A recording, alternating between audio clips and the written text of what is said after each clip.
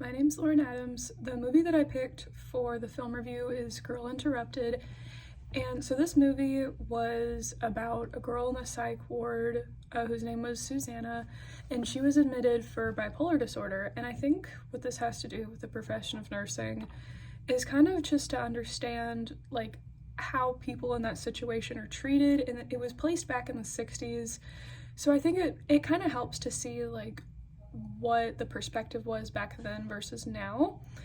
And you got to kind of see like how one of the main nurses, her name was Val, how she interacted with the patients versus how some of the other people in the psych ward reacted to the patients and like what they did. So I think that was really important to see and kind of like bounce ideas off of what we've learned in the past semesters about mental health. So some of the specific questions that were asked, the first one was, how did this film impact your understanding of patients with mental health problems?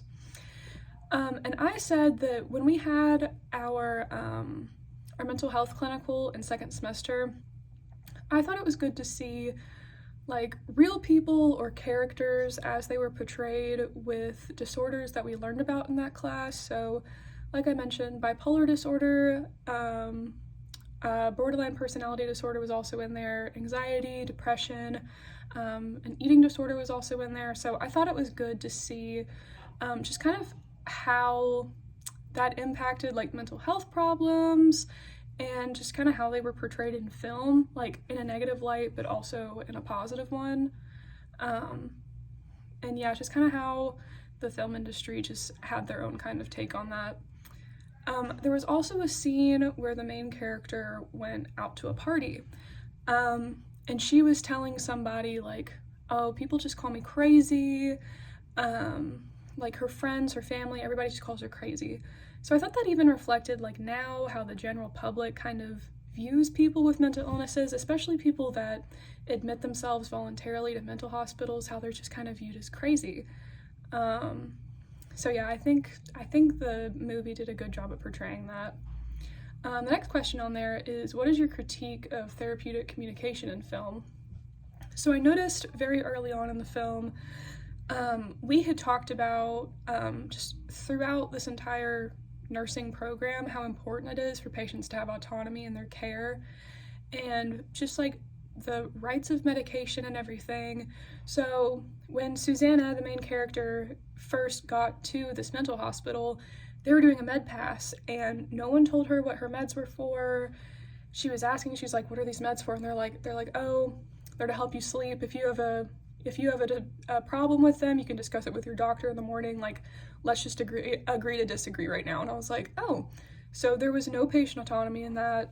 And I think that that's a super important thing that we talked about, especially just throughout the course of nursing school. The nurses also were depicted as very hands-off, or on the other end of the spectrum, they were very harsh. So I think there's definitely a middle ground that needs to be found with that, and I think there is now, but as this film was portrayed, the nurses were either like very hands-off with their patients or they were very like strict with how they treated their patients.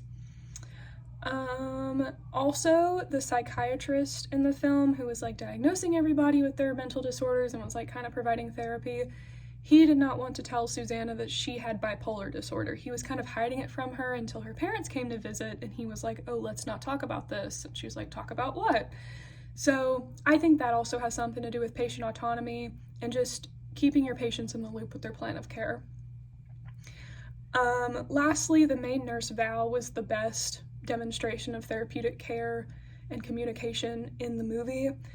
So one of Susanna's friends in the mental hospital, her name was Daisy, she ended up committing suicide, and Susanna ended up going back to the mental institution, and Val was the only nurse that showed her any care or support or supported her decisions, helped her process her emotions, anything like that. So I think that was important to show the development of their therapeutic communication relationship in that light.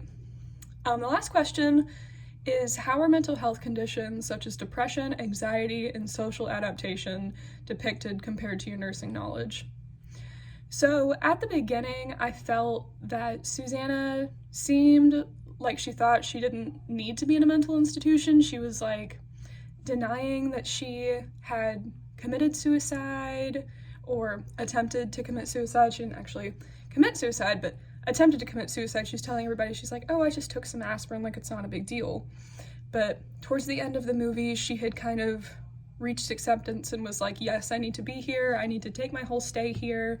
I really think they can make me better. And this depicted with somebody with depression as being able to interact normally with other people, because when she first got there, she was like, I don't know why I'm here. All these people are crazy. I don't know why I'm here with them. I don't act like them. But she slowly realized, she's like, maybe I do need to be here, because she had a lot of those thoughts going on underneath the surface that she didn't acknowledge until she had been there. They also used shock therapy as a means of controlling their patients, and that was depicted through, oh, what was her name? There was one patient with bipolar disorder. I'm blanking on her name right now. I think her name was Lisa. But she had kind of like had an episode, and she was brought back to the ward, and she's like, they're using shock therapy on me again. So they kind of used it as like a means of punishment rather than like rehabilitation. So I thought that was just kind of back then how they didn't really have a huge grasp on mental health disorders, and how that has kind of differentiated till now. Lastly, this movie also showed the emotional strain between people with mental illnesses and their friends and family. Lisa would have moments of anger and sabotage her friendships with other people that she had made on the ward. So when Daisy had gone home and she had gotten discharged and she was in her apartment, Lisa was the ultimate reason that Daisy ended up committing suicide, because she reminded her of all these things from her past that originally made her get admitted to the ward. So I think that kind of showed like a depression, anxiety portion of it, of her bipolar disorder, and how she would just kind of like attack her peers just out of spite. So that's kind of it. I did enjoy this film while I watched it. It was very introspective to mental health issues back then and how they can compare to now, and it kind of put into light, like, as nurses, what we really need to focus on. So that's it, and I think that it was a great movie. I'm glad I watched it, but yeah, that's it.